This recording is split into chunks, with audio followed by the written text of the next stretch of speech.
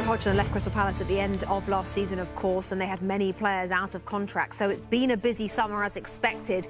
Plenty in. Today, Odsonne Edouard from Celtic, the striker, decent goal record. He's got $25.5 million.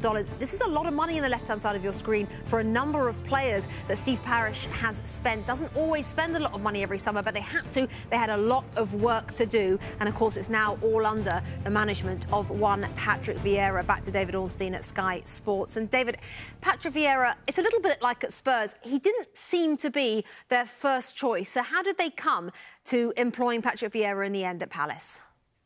Rebecca, this is such an intriguing time for Crystal Palace because they had an opportunity like so few clubs in Premier League history have had. A manager coming to the end of his tenure and also a playing squad with about 12 senior members out of contract. So it was terrifying, but also a great chance as well. Patrick Vieira was a gamble. He hadn't managed in England before at a senior level anyway. He came from New York City FC and then Nice. Steve Parish, the chairman and co-owner, he did want proven experience within the Premier League, but he got that in the form of a former player, a legend of Arsenal, of course, and Manchester City. He played there too. And he embarked upon this project. Look at the names there. Now, one thing Arsene Wenger used to say is too much change, too many players in and out could be disruptive and dangerous. But Palace had no choice. And I think the work that Steve Parish, his American co-owners, there's a new American investor, John Textor, and crucially, the sporting director, Dougie Freeman, have done is really impressive. They've given Patrick Vieira the tools. They've backed him handsomely.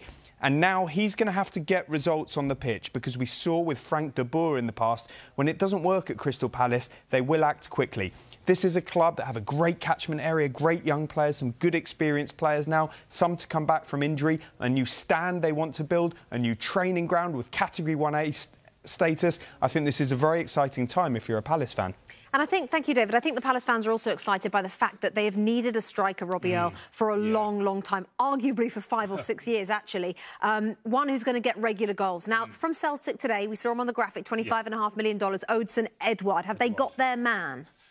Patrick will believe so. He'll have looked around. Everything looks good. Rebecca, good age, good goal-scoring record, albeit not in the Premier League.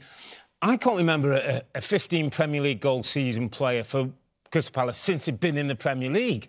Benteke, we saw Wilf come up with 11 from a wide position, but this central position is key. There's a lot of other changes within this football club in terms of personnel and also the style of play. Patrick now wants them to have the ball and be more possessive than the Roy Hodgson team.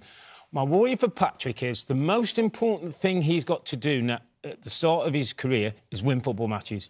The process, the development, the work on the training ground and all those other things are important.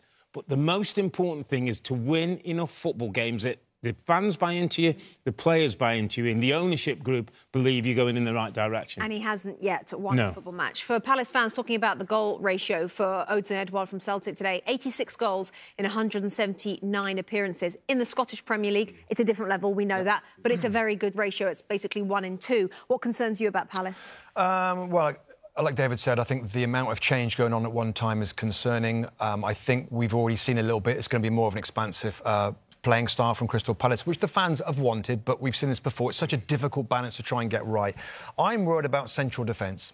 Joachim Andersen from Willian, but he was at Fulham last season, relegated, struggled at times with the division. Marc Guéhi, 21 years of age from Chelsea. Again, a huge step up for him to be a centre-back at this level. If it's going to be a bit more expansive, and I kind of think that the attacking players of Palace, when I look down at the roster, I think they've got some talent. That concerns me less than if you're going to try and show us that, Crystal Palace, then defensively, you've got to have players that can handle some counter-attacks or 1v1s. And I don't know yet. You know, it's a new look back four for Crystal Palace.